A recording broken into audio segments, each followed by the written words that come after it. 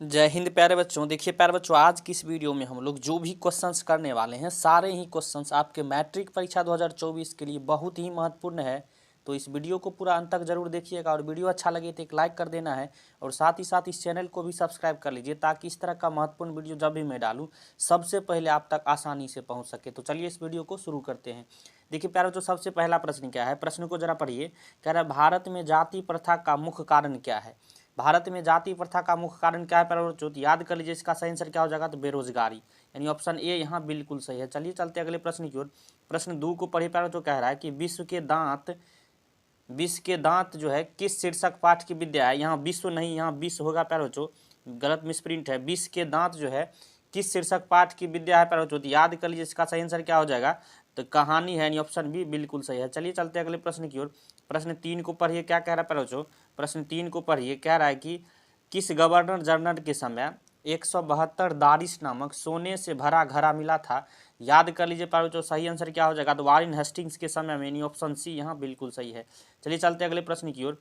प्रश्न 4 को पढ़िए, कह रहा है पुराने का मोह सब समय वांछनीय ही नहीं होता। यह पंक्ति किस शीर्षक पाठ के पर हो, तो याद कर लीजिए इसका सही से क्या हो जाएगा, नाखून क्यों बढ़ते हैं, यानी ऑप्शन ए यहाँ बिल्कुल सही है। चलिए चलते अगले प्रश्न की ओर। प्रश्न 5 को पढ़िए प्यारे बच्चों, क्या कह रहा है। प्रश्न 5 कह रहा है मछली किस प्रकार की कहानी है प्यारे बच्चों। मछली जो है किस प्रकार की कहानी है, तो सामाजिक है, यानी ऑप्शन बी बिल्कुल सही है। चलिए चलते अगले प्रश्न की ओर। देखिए प्यारे बच्चों, अगर वीडियो पसंद आ रहा हो तो लाइक जरूर करिए और अपने दोस्तों में भी शेयर करिए। प्रश्न 6 को पढ़िए, कह रहा मेरा धर्म कैद खाने का धर्म नहीं। यह पंक्ति किस शीर्षक पाठ की है, तो याद कर लीजिए इसका सही आंसर क्या हो जाएगा, नौबत खाने में इबादत, जो बिल्कुल सही हो जाएगा, यानी ऑप्शन ए सही है। देखिए प्रश्न 7 को पढ़िए प्यारे बच्चों, क्या कर रहा है कि लेखक अभिनयों क्या साथ लेकर गए थे, तो याद कर लीजिए लेखक अभिनयों जो है पुस्तक, टाइपराइटर और टेप साथ लेके गए थे, यानी ऑप्शन बी बिल्कुल सही है।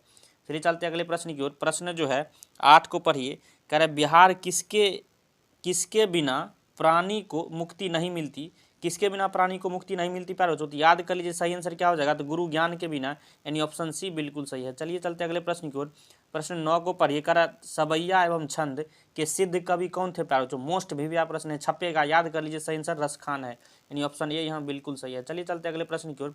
प्रश्न 10 को पढ़िए, कह रहा है घनानंद किस भाषा के कवि है। मोस्ट भिविया प्रश्न है, स्टार लगा लीजिए, छपेगा, इसका सही आंसर क्या हो जाएगा, ब्रज भाषा के, यानी ऑप्शन बी बिल्कुल सही है। चलिए चलते अगले प्रश्न की ओर। प्रश्न 11 को पढ़िए, कह रहा है आम शब्द का पर्यायवाची कौन है प्यारे बच्चों। आम शब्द का पर्यायवाची कौन है, तो याद कर लीजिए रसाल है, यानी ऑप्शन डी यहाँ बिल्कुल सही है। चलिए चलते अगले प्रश्न की ओर। प्रश्न 12 को पढ़िए, कह रहा है निम्न में शुद्ध शब्द कौन है प्यारे बच्चों। याद कर लीजिए यहाँ जो है अनाधिकार जो लिखा है, ऑप्शन ए यहाँ बिल्कुल शुद्ध लिखा गया है, बाकी अनाधिकार जो लिखा गया यह बिल्कुल गलत है, यानी ऑप्शन ए यहाँ बिल्कुल सही हो जाएगा। प्रश्न 13 को पढ़िए, कह रहा है आमरण शब्द में कौन उपसर्ग है प्यारे बच्चों।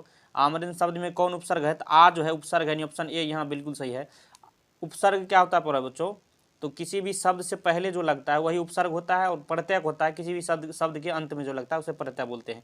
कॉन्सेप्ट क्लियर हो गया, तो ऑप्शन ए यहाँ बिल्कुल सही है।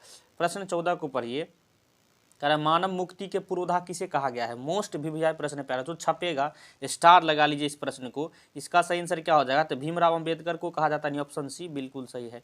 वीडियो पसंद आ रहा है तो लाइक जरूर करिए प्यारे बच्चों, लाइक करने से हमें भी मोटिवेशन मिलता है। प्रश्न 15 को पढ़िए, कह रहा है मैं तो खोखा को इंजीनियर बनाने जा रहा हूँ।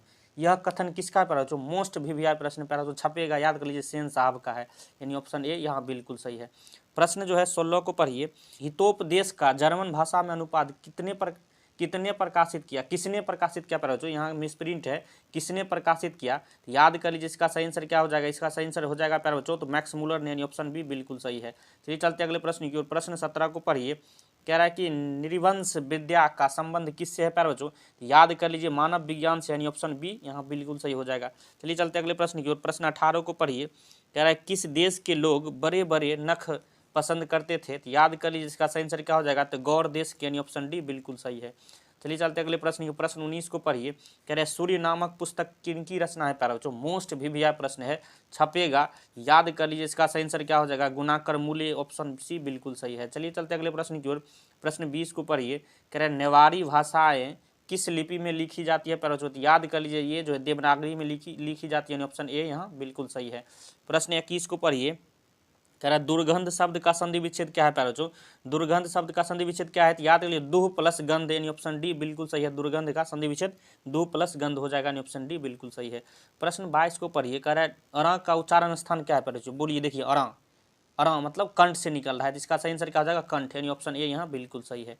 चलिए चलते अगले प्रश्न की ओर। प्रश्न जो है 23 को पढ़िए। प्रश्न 23 करें लोहा जो है शब्द क्या है प्यारे बच्चों, लोहा शब्द क्या है, तो ये पुल्लिंग शब्द है, यानी ऑप्शन बी बिल्कुल सही हो जाएगा। चलिए चलते अगले प्रश्न की ओर। प्रश्न 24 को पढ़िए बच्चों, क्या कह रहा है, कह रहा है कलम शब्द कौन संज्ञा है प्यारे बच्चों, कलम शब्द जो है वह कौन संज्ञा है, तो याद कर लीजिए व्यक्तिवाचक संज्ञा, यानी ऑप्शन बी बिल्कुल सही है। चलिए चलते अगले प्रश्न की ओर। कह रहा है गुण शब्द का विलोम क्या है प्यारे बच्चों, गुण शब्द का विलोम क्या है, तो गुण शब्द का विलोम दोष है, यानी ऑप्शन बी बिल्कुल सही हो जाएगा। चलिए चलते अगले प्रश्न की ओर। प्रश्न 27 को पढ़िए, कह रहा है प्रत्येक शब्द कौन समास है, पर जो मोस्ट विभिन्न प्रश्न छपेगा, याद कर लीजिए, ये अवयवी भाव समास है, यानी ऑप्शन ए यहाँ बिल्कुल सही हो जाएगा। चलिए चलते अगले प्रश्न की ओर। प्रश्न 28 को पढ़िए बच्चों, क्या कह रहा है, कह रहा है कि राम खाता होगा कौन काल है प्यारे बच्चों, राम खाता होगा कौन काल है, संदिग्ध वर्तमान काल है, ये खाता होगा कह रहा है, यानी ऑप्शन बी बिल्कुल सही है। चलिए चलते अगले प्रश्न की ओर। प्रश्न 29 को पढ़िए, सभा शब्द कौन संज्ञा है प्यारे बच्चों, सभा, सभा देखिए शब्द कौन है, तो ये देखने से ही लग रहा है कि एक से अधिक आदमियों का वहाँ समूह है, इसलिए समूहवाचक संज्ञा हो जाएगा, ऑप्शन सी बिल्कुल सही है। चलिए चलते अगले प्रश्न की। प्रश्न 30 को पढ़िए, कह रहा है आग कौन शब्द है प्यारे बच्चों, आग कौन शब्द है, तो याद कर लीजिए आग जो है तद्भव जो है शब्द है, यानी ऑप्शन बी बिल्कुल सही है। देखिए प्यारे बच्चों आज की इस वीडियो में हमने जो है हिंदी के 30 बहुत ही महत्वपूर्ण ऑब्जेक्टिव प्रश्न इस वीडियो में किए हैं, जो कि आपके मैट्रिक परीक्षा 2024 के लिए बहुत ही महत्वपूर्ण है। अगर वीडियो आपको पसंद आया हो तो लाइक जरूर करिए, और चाह रहे इस तरह का वीडियो आपके पास आता रहे तो इस चैनल को जरूर सब्सक्राइब कर लीजिए, क्योंकि इस तरह का महत्वपूर्ण वीडियो हम डालते रहते हैं इस चैनल पर। वीडियो देखने के लिए धन्यवाद, मिलते हैं नेक्स्ट वीडियो में, तब तक के लिए जय हिंद जय भारत।